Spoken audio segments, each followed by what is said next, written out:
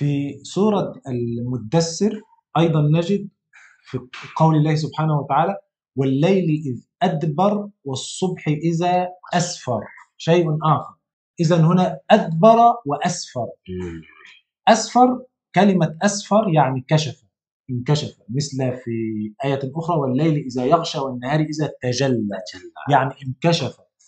هنا المثال هنا ليس الموت والحياة كمثل الآية التي في سورة التكوير، وإنما المثال هنا عن الضلال والهداية. من أين أخذ العلماء هذا؟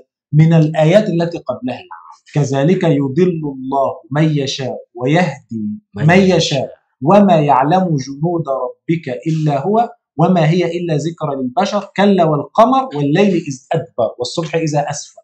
إذا كان هناك تجد في الحقيقة الضلال والهداية، وهنا الضلال ظلام، الهداية انكشاف، أسفر نور وانكشاف.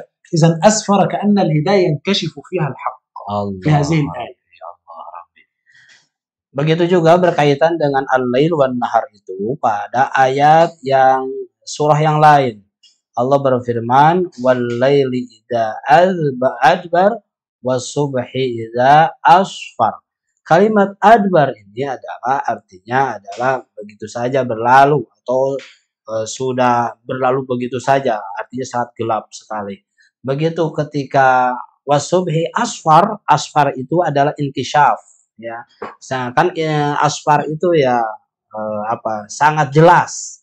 Nah, tapi dalam ayat ini bukan menjelaskan tentang al-kufr dan iman, bukan tentang kufur dan iman, akan tetapi ad-dhalal dan al-hidayah, kesesatan dan hidayah. Kenapa tahunya dari ayat ini tentang dhalal dan hidayah? Dari ayat yang sebelumnya. Allah berfirmannya sebelumnya tentang orang yang diberikan petunjuk dan orang yang tersesat. Sehingga ayat ini mengumpamakan lail itu adalah untuk yang dhalal, sedangkan was-subhi ini adalah untuk yang mendapatkan petunjuk. Memang tidak nahnu nata'ammak amikon jiddan ala hadhil ayat dan irtibat baina ayat بالآيات. نعم، في سياق الآيات. لذلك لما كان هنا عن كلام عن الضلال والهداية قال أشار إلى شيء جميل. نعم. إذ أدبر. الإدبار يعني أدبر كأنه ينهزم، كأنه مهزوم ليس منتصر. فالضلال مهزوم، الباطل مهزوم، لكن يأتي الهداية للحق وللخير فيها فوز. والليل إذ أدبر يعني خلاص هو مهزوم الآن. والصبح إذا أسفر، إذن هذا تدل على الاستقبال، تدل على أن دائما الحق والهداية النصر له في النهاية. ولله عاقبة الأمور. Allahu Akbar.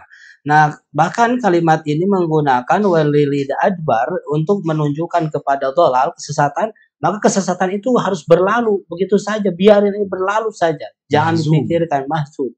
Sedangkan wasubhi da asfar adalah perilaku kita yang senantiasa optimis kepada Allah untuk meminta hidayah, selalu terbuka untuk mendapatkan hidayah dari Allah Subhanahu wa taala. Memang ini kalau kita tidak mencermati secara bahasa ini kan dan al-ayat qablaha masalah tentang ad-dhalal ya, summa al-hidayah wala ba'daha al-lail wan nahar. Mada al-alaqah katanya itu. نعم، دائما نحن نتدبر ونفكر ماذا ما هي العلاقة هنا وما هي العلاقة هنا وما هي العلاقة هنا.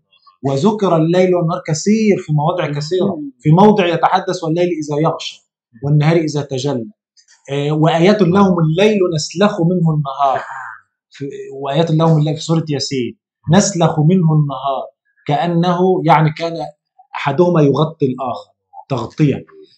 في الآية أخرى في سورة الأنعام تتحدث عن الليل والنهار والظلام والنور. الحمد لله الذي خلق السماوات والأرض وجعل الظلمات والنور. هنا سنجد يعني أولا لفظ خلق ثم لفظ جعل.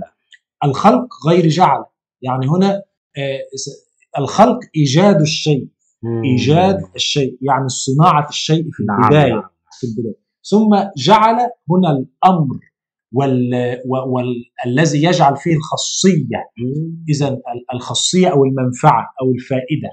فخلق الله السماوات والأرض، لكن جعل الظلمات والنور. هذا شيء مأمور به، كما يخلق الله سبحانه وتعالى الأرض ثم يجعل منها الثمار حتى يتغذى، أو يخلق الله سبحانه وتعالى الشمس ويجعل الضوء هنا للضوء والنور، ويجعل الدفء، يخلق الأكل الطعام ويجعل الشبع، يخلق الماء ويجعل الري أن يرتوي الإنسان به.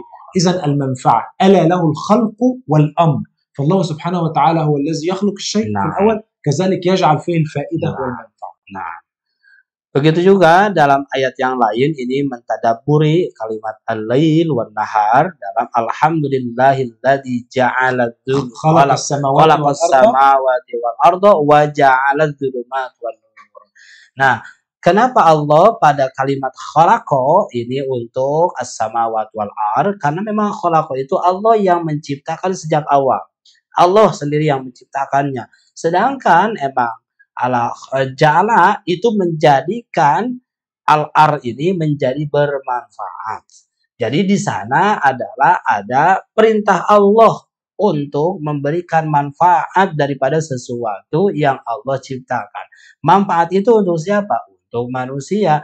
Tentu dalam ja'ala ini adalah perlu diusahakan oleh manusia. Beda dengan kholako. Kalau kholako itu Allah yang menciptakan sejak awal. Kan kita tidak pernah ikut serta kita menciptakan langit dan bumi ini.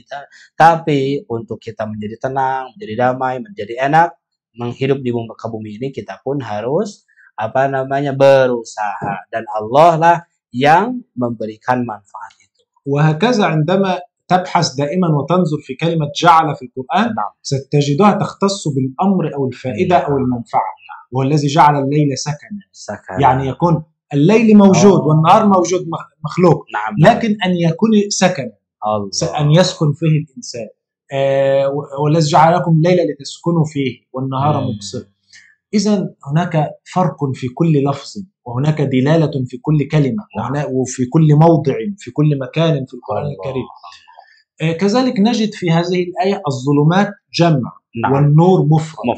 لماذا هنا الآية الظلمات والنور؟ أيضا هنا الضلال والهداية، لأن الضلالات كثيرة.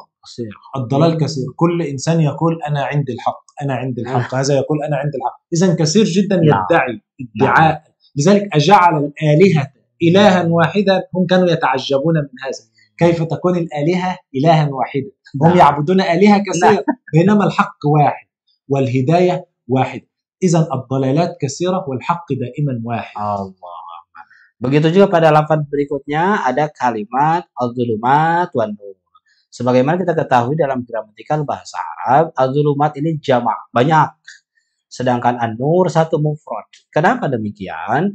Karena kesesatan itu sangat banyak sekali. Semua orang akan mengatakan, saya ini ana indil haq, saya yang benar, saya yang benar, saya yang benar.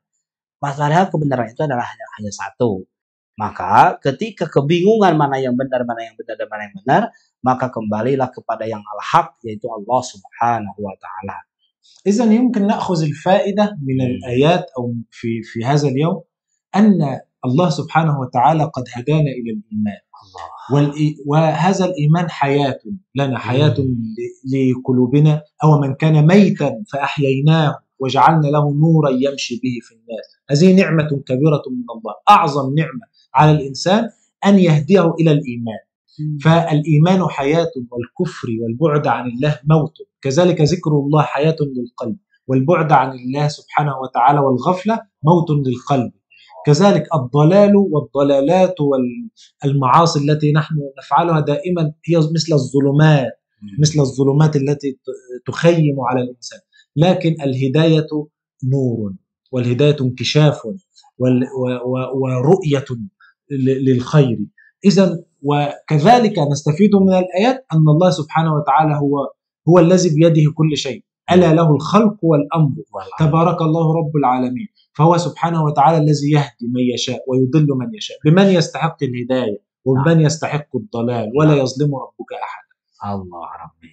Nah, dalam kesempatan ini setelah menjelaskan mengenai makna al-lail wan nahar ya dalam Al-Qur'an Karim, kita dapat menarik kesimpulan dari berbagai ayat barusan. Pertama adalah bahwa Allah harus sadar bahwa Allah telah memberikan petunjuk kepada kita. Dan keimanan merupakan kehidupan, sedangkan kekufuran merupakan kematian. Manakala dia beriman, sesungguhnya dia adalah hidup. Manakala dia kufur kepada Allah, sungguhnya dia adalah mati. Begitu juga zikrullah al-hayat lil qalbi. Banyak zikir, banyak ingat kepada Allah, maka ini adalah menghidupkan hati. Sedangkan banyak tidak ingat kepada Allah, jauh dari Allah, maka pada hakikatnya itu akan apa? Mematikan hati kita.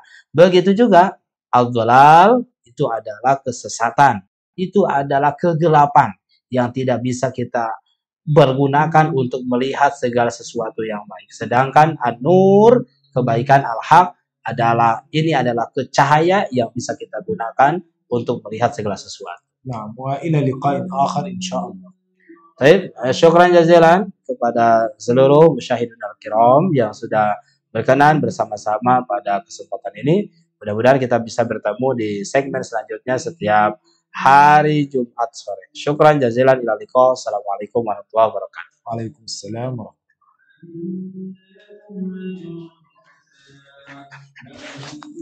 Alhamdulillah.